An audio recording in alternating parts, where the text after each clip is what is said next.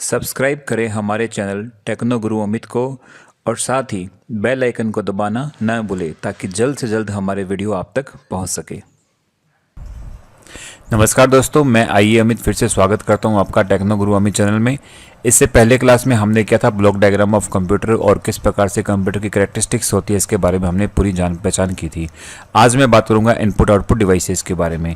तो दोस्तों ज़्यादा टाइम अपने नहीं लेंगे क्योंकि वैसे भी इनपुट आउटपुट डिवाइसेस बहुत सारी है, तो इसको कवर करने में बहुत समय लग जाएगा। तो इसलिए फटाफट स्टार्ट करते हैं input output devices of computer. देखिए, सबसे पहले बेसिक थोड़ा सा समझ लेते हैं। जिनको इसके बारे में बिल्कुल भी नहीं पता, ये स्लाइड उनके लिए है कि provide means of communication between a computer. के कंप्यूटर में हम ह्यूमन और कंप्यूटर मतलब एक आदमी और कंप्यूटर के बीच में जो कम्युनिकेशन होता है, जो डेटा को लेन देन जिसे बोलते हैं, डेटा इनकमिंग होगा या आउटगोइंग होगा, तो वो किसके थ्रू होगा, या फिर तो डेटा अंदर आएगा। तो यानी कंप्यूटर को अगर हम कोई डेटा देंगे तो क्या होगा, इनपुट मेथड, और कंप्यूटर वापस उसको जब बाहर देगा यानी ह्यूमंस को देगा तो वो क्या होगा, एक आउटपुट मेथड। तो इनको करने के लिए जो डिवाइसेस यूज होती है वो डेटा डालने के लिए होगी इनपुट डिवाइस और डेटा वापस कंप्यूटर से रिट्राइव करने या लेने के लिए होगी आउटपुट डिवाइस। तो देखो, provide means of communication between a computer and outer world. आगे also known as peripheral devices. देखो, ये क्वेश्चन अक्सर पूछा आता है कि पेरिफेरल डिवाइसेज किसे कहते हैं, तो वहां पर अक्सर लोग आंसर में डालते हैं इनपुट डिवाइस और आउटपुट डिवाइस। तो मैं आपको चीज क्लियर कर देता हूं कि पेरिफेरल डिवाइसेज जो होती है वो होती है इनपुट, आउटपुट प्लस मेमोरी। ये तीनों मिलकर जो होती है वो आपकी कहलाती है पेरिफेरल डिवाइसेज। लेकिन अगर आंसर में आपके लिखा हुआ है मेमोरी नहीं है और आंसर में लिखा हुआ है इनपुट डिवाइस, आउटपुट डिवाइस और इनपुट एंड आउटपुट डिवाइस और लास्ट में आंसर आ गया इनमें से कोई नहीं, तब आपको आंसर क्या करना है, इनपुट एंड आउटपुट डिवाइस। तो इनपुट आउटपुट डिवाइस और साथ में मेमोरी को मिलकर क्या बोलते हैं हम, पेरिफेरल डिवाइसेज। क्यों? क्योंकि वो क्या करते हैं, सीपीयू को पूर्ण रूप से घेरे रखते हैं। कौन? इनपुट डिवाइस, आउटपुट डिवाइस और साथ में मेमोरी। तो अब आगे चलते हैं इनपुट डिवाइस के बारे में कि इनपुट डिवाइस क्या काम आती है। इनपुट डिवाइस आती है यूजर के द्वारा कंप्यूटर के अंदर डेटा डालने के लिए, और आउटपुट डिवाइस क्या काम आएगी, जो रिजल्ट्स होगा, जो कंप्यूटर प्रोसेसिंग करेगा उसको वापस से रिट्राइव करने के लिए। तो वापस यूजर के पास जो डेटा आएगा वो किससे आएगा, आउटपुट डिवाइस से आएगा। अब ये मैंने आपको बताया था ब्लॉक डायग्राम है, उसको वापस एक इनपुट डिवाइस इधर होगी, इधर आउटपुट डिवाइस होगी, और बीच में जो ये सिस्टम है इसके अंदर एक तो होगा अपना सीपीयू, जिसका मतलब होता है सीयू प्लस एएलयू, पिछली क्लास में हमने बताया आपको। और ये होंगे यहाँ पर दो डिवाइसेज, एक प्राइमरी डिवाइस और एक सेकेंडरी डिवाइसेज। इसके बीच में डिवाइस और होती है, कैश मेमोरी होती है। तो बेसिकली जो स्ट्रक्चर है वो इस प्रकार से कंप्यूटर का होता है कि इनपुट आउटपुट डिवाइस इस प्रकार से लगी हुई होती है। अब इसके अंदर आता है कि इनपुट आउटपुट डिवाइसेस के लिए पोर्ट यूज होता है। पोर्ट क्या होता है? पोर्ट वो होता है जहां पर ये डिवाइसेस लगती है। तो बेसिकली पोर्ट देखो, एक होता है पैरेलल, एक होता है सीरियल। तो देखो पहले सीरियल समझते हैं। सीरियल पोर्ट ट्रांसमिट 1 बिट, मतलब कंप्यूटर की जो सबसे छोटी इकाई होती है वो क्या होती है, 0 और 1। ये होती है 1 बिट, या तो वो 0 होगा या फिर वो 1 होगा।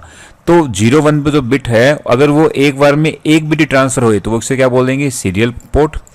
और अगर एक बार के अंदर आपके 8 बिट्स ट्रांसफर होती है यानी 1 बाइट, तब उसे बोलेंगे हम पैरेलल पोर्ट। तो क्वेश्चन सिर्फ इतना सा बनता है कि सीरियल पोर्ट के अंदर कितनी बिट ट्रांसफर होती है और पैरेलल पोर्ट के अंदर कितनी बिट ट्रांसफर होती है। तो इसमें देखो, इसका एग्जांपल लिखा है, it is meant for transmitting slow data over long distances. Automatically slow होगा क्योंकि सीरियल के अंदर एक टाइम में 1 बिट ही ट्रांसफर होगी। और इसमें इसका आंसर भी एग्जाम्पल भी दे रखा है, communication over A phone is an example of serial communication. ऐसे जैसे हम बोलते जाएंगे वैसे वैसे फोन में हमारा कम्युनिकेशन आगे पहुंचता जाएगा। तो डेटा क्या हो रहा है, सीरियल ट्रांसफर हो रहा है। एक और है यूनिवर्सल बस, जिसे हम बोलते हैं यूएसबी। जैसे यूएसबी माउस होता है, यूएसबी कीबोर्ड होता है, तो हर लैपटॉप कंप्यूटर में एक यूएसबी पोर्ट लगा होता है जहां पे हम कोई भी एक्सटर्नल डिवाइस को वहां पर उस यूएसबी के थ्रू अटैच कर सकते हैं। जैसे कि स्पीकर हो गया, कैमरा हो गया, डिजिटल स्पीकर्स हो गए, स्कैनर हो गए, ये सब हम इसके द्वारा अटैच कर सकते हैं। ये हो गए सीरियल पोर्ट, पैरेलल पोर्ट और यूनिवर्सल पोर्ट। अब कॉमनली यूज इनपुट डिवाइसेस। अभी इस क्लास के अंदर मैं आपको पार्ट 1 है, इसके अंदर सिर्फ मैं आपको इनपुट डिवाइसेस बताऊंगा। अगले पार्ट के अंदर पार्ट 2 जो होगा उसमें हम करेंगे आउटपुट डिवाइसेस। फटाफट पढ़ लेते हैं कि भाई कौन कौन सी होती है। एक तो वो डिवाइसेस जो कीबोर्ड का यूज करती है, वो डिवाइस जो पॉइंट एंड ड्रॉ डिवाइस, जैसे कि मैं भी यूज करूँ पॉइंट एंड ड्रॉ, इसको यूज करती है। एक डाटा स्कैनिंग डिवाइसेज जैसे स्कैनर होता है, एक होता है डिजिटाइजर्स, एक electronic card based devices, speech recognition devices और विजन बेस्ड डिवाइसेज। इनको एक कैटेगरी है इनकी, इन कैटेगरीज के अंदर ये सारी इनपुट डिवाइसेज बटी हुई है। एक एक कैटेगरी पकड़ते हैं। सबसे पहले कीबोर्ड डिवाइसेज। ज़्यादा कीबोर्ड के बारे में आपको बताने की जरूरत नहीं है, आप सब लोग कीबोर्ड को यूज करते हैं। 101 कीज का क्वेटी कीबोर्ड होता है, वो सबसे मोस्ट पॉपुलर होता है। उसके बाद 104 आता है और आजकल 108 कीज का क्वेटी पोर्ट भी मार्केट में आने लग गया है, जैसे नॉर्मल पिक्चर है कीबोर्ड का। अब इसके अंदर कीबोर्ड के अंदर क्या क्या होते हैं, क्वेश्चन क्या पूछते हैं, तो एक तो अल्फा न्यूमेरिक कीज होती है जिसके अंदर ए से लेकर जेड होता है, 0 से लेकर 9 होता है। पंक्चुएशन की होती है जिसमें कॉमा होता है, पीरियड होता है, सेमीकोलन होता है। स्पेशल की होती है जिसके अंदर कैप्स लॉक होता है, कंट्रोल कीज होती है, एरो कीज होती है जिसको नेविगेशन की भी बोलते हैं।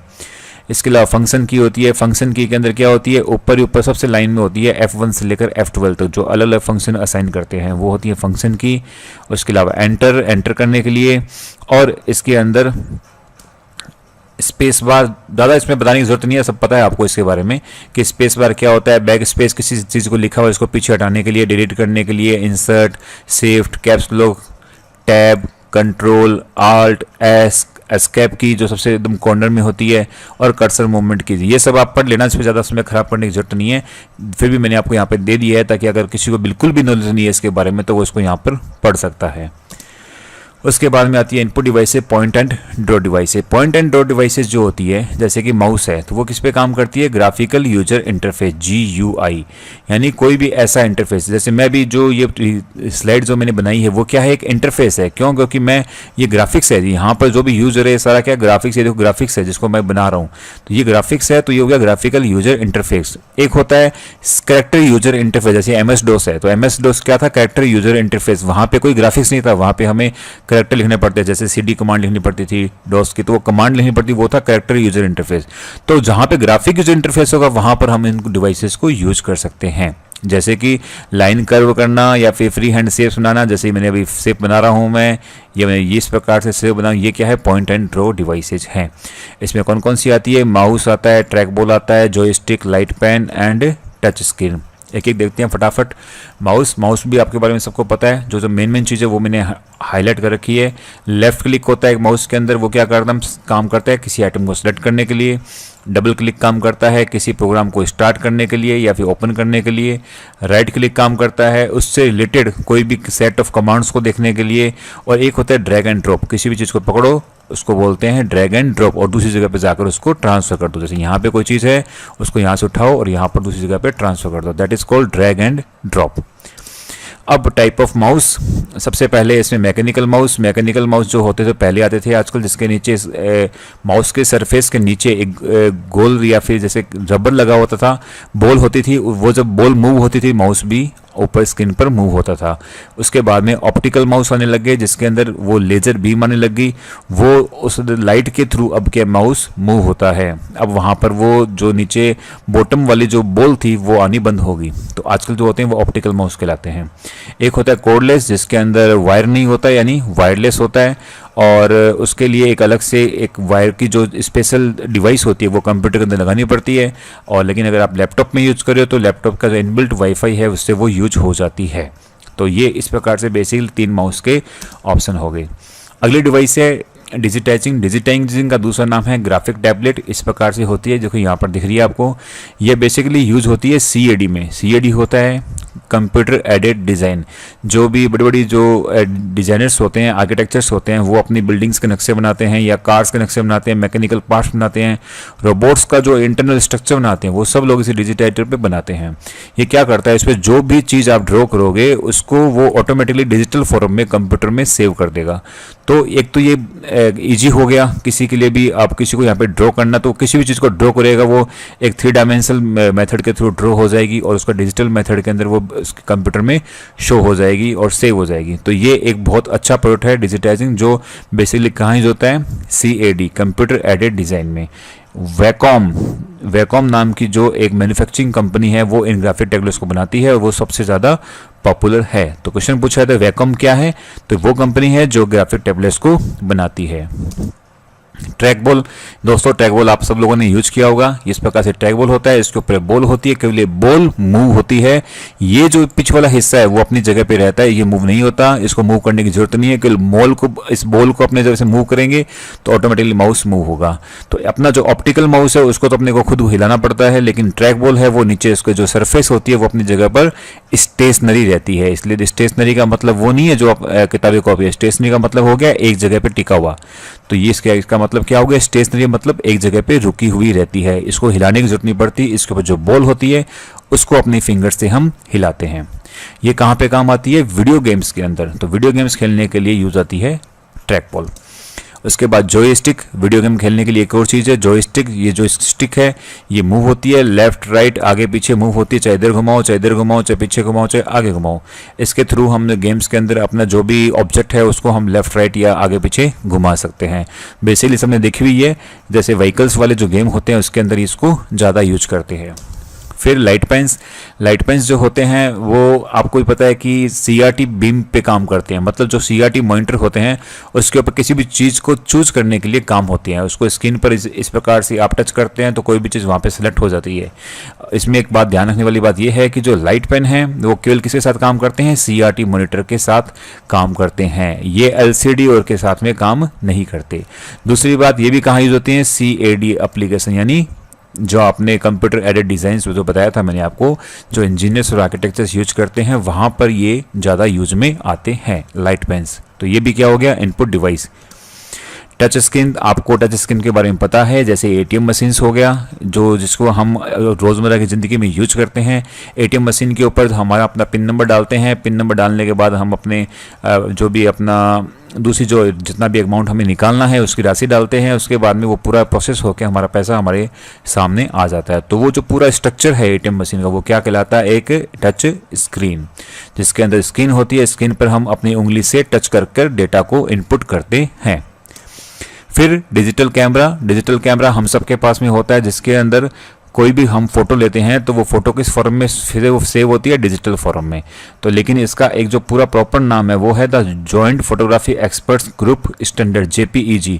ये वो फॉर्मेट है जो डिजिटल कैमरे के अंदर सेव होता है। तो लिखा हुआ है देखो, JPG is the most common file format used for storing data in camera. इसका फुल फॉर्म याद कर लेना, हो सकता है पूछ ले।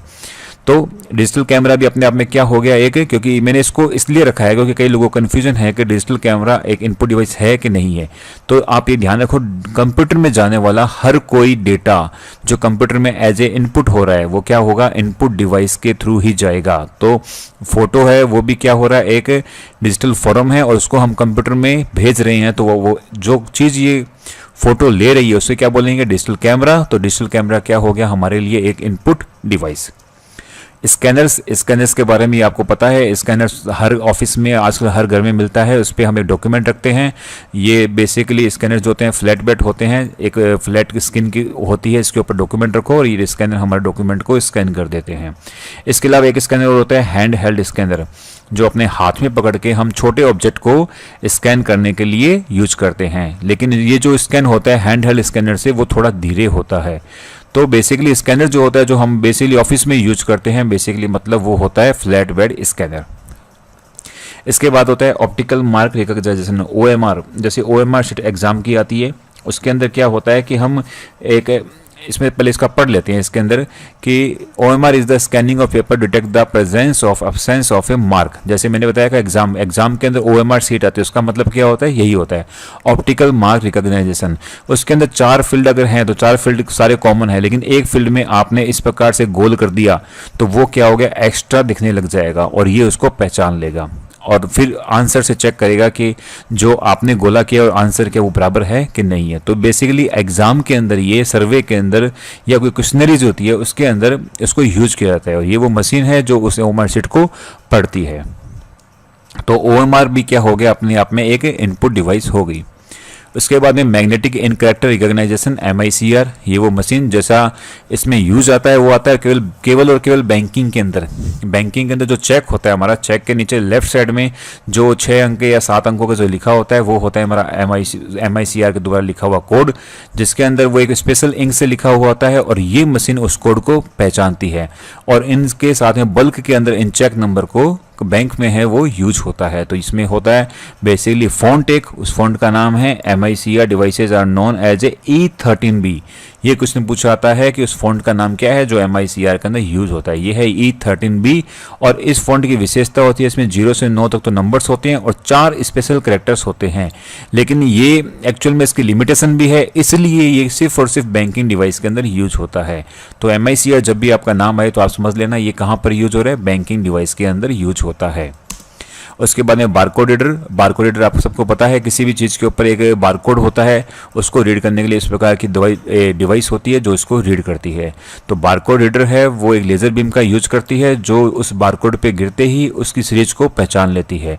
और बारकोड क्या होते हैं, 13 डिजिट लॉन्ग होते हैं बारकोड, जिसके अंदर 4 पार्ट होते हैं। पहले 2 डिजिट होते हैं वो बारकोड के रिप्रेजेंट करते हैं उसके कंट्री के, किस कंट्री का बारकोड है। दूसरा जो पार्ट है उसका रिप्रेजेंट करता है मैन्युफैक्चरिंग कोड कि किस मैन्युफैक्चरिंग कंपनी का पार्ट है। और तीसरा पार्ट है वो प्रेजेंट करता है प्रोडक्ट का कोड कि वो प्रोडक्ट किस चीज़ से बना हुआ है, उसका कोड क्या है। और लास्ट पार्ट है वो है एक चेक डिजिट। तो इस प्रकार से ये 4 पार्टीशन में बढ़ के एक बारकोड बनता है। तो बारकोड को जो रीड करने की जो डिवाइस है वो होती है बारकोड रीडर, वो अपने आप में क्या होगी, एक इनपुट डिवाइस। उसके बाद में ऑप्टिकल कैरेक्टर रीडर, ये भी एक प्रकार की स्पेशल इंक से लिखा हुआ कोई भी कैरेक्टर होता है उसको रीड करने की डिवाइस है ऑप्टिकल कैरेक्टर रीडर इस प्रकार से। तो ये भी क्या करती है, उस जो फॉन्ट होता है स्पेशल फॉन्ट उसको रीड करने का काम करती है।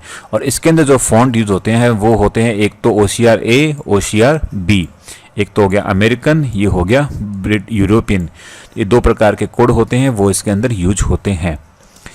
उसके बाद में होता है मैग्नेटिक स्ट्रिप रीडर। ये आप सबको पता है बेसिकली, यहाँ पे एक चीज़ जो मैंने हाईलाइट की उससे आपको समझ में आ जाएगा कि डेबिट कार्ड और क्रेडिट कार्ड को पढ़ने वाली जो मशीनें होती हैं वो होती है basically magnetic strip reader. Magnetic strip क्या होती है, जो अपने डेबिट कार्ड और क्रेडिट कार्ड के जो बैक साइड में वो एक चुंबक का ऐसे बना होती है पट्टी, जिसपे लिखा होता है इसके ऊपर अपने साइन करें, तो वो जो पट्टी होती है उसे बोलते हैं मैग्नेटिक स्ट्रिप। तो वो डिवाइस जो उस मैग्नेटिक स्ट्रिप को पढ़े वो क्या कहलाएगी, मैग्नेटिक स्ट्रिप रीडर। और उस जो मैग्नेटिक स्ट्रिप होगी उसके अंदर उस कार्ड से रिलेटेड जो भी ऑनर होगा उसकी सारी डिटेल होगी और बैंक उस एक स्टेप से उस डिटेल के बारे में कंफर्मेशन मिल जाएगा। तो बेसिकली ये होता है मैग्नेटिक स्ट्रिप रीडर। और ऐसी जो डिवाइसेस होती हैं जो पॉइंट ऑफ सेल्स लगी होती हैं उसको बोलते हैं इलेक्ट्रॉनिक पॉइंट ऑफ सेल्स। अगला है speech input device. Speech input device यानी माइक। जैसे मैं अभी बात कर रहा हूं तो मैं अपने माइक के थ्रू मैं अपनी जो भी बात है वो कंप्यूटर के अंदर ऐड कर रहा हूं, तो वो हो गया एक स्पीच इनपुट डिवाइस। तो कोई भी माइक जो आप यूज कर रहे हैं वो आप स्पीच रिकॉग्निशन के थ्रू अपने कंप्यूटर में डेटा को सेव कर सकते हैं। उसके बाद में लास्ट है दोस्तों vision input device. Vision input device के बारे में बहुत कम लोगों को पता होगा, आजकल कम यूज भी आता है, लेकिन मैं आपको सबसे अच्छा एग्जांपल बताऊं। जैसे आपने VR बॉक्स देखा होगा, VR बॉक्स को जब आप पहनते हैं तो आंखों के अंदर वैसे आप जहां पे भी आंखें मूव करोगे उसी दिशा में वो आपका जो एक पॉइंटर होता है इस प्रकार से गोल गोल घूमता होता है, वो उसी दिशा में मूव होना चालू हो जाएगा। तो these devices allow computer to accept input just seeing any object. किसी भी ऑब्जेक्ट को केवल आंखों से देखने से वो मूव होने लग जाए तो वो क्या कहलाएगा, विजन इनपुट डिवाइसेस। तो दोस्तों बेसिकली ये डिवाइसेस है, वैसे तो बहुत सारी आप इसमें और भी जोड़ सकते हैं, लेकिन मैंने जो मेन एग्जाम में आने वाली डिवाइसेस है वो आपके सामने रख दी है। ज़्यादा इसमें बताने लायक है नहीं, लेकिन मैंने डिटेल में इसमें दिया हुआ है, आप चाहो तो इसको डिटेल में भी पढ़ सकते हैं। ज़्यादा इसके बारे में बताऊंगा तो अपना जो वीडियो है और लंबा होता जाएगा। बहुत जल्द मिलूंगा मैं, फटाफट आपको इसका जो नेक्स्ट पार्ट है जिसके अंदर हम करेंगे आउटपुट डिवाइसेज। तो दोस्तों देखते रहिए मेरे चैनल टेक्नो गुरु अमित को, और अभी तक भी अगर आपने हमारा चैनल सब्सक्राइब नहीं किया है तो प्लीज़ हमारे चैनल को सब्सक्राइब करें, लाइक करें, शेयर करें। धन्यवाद।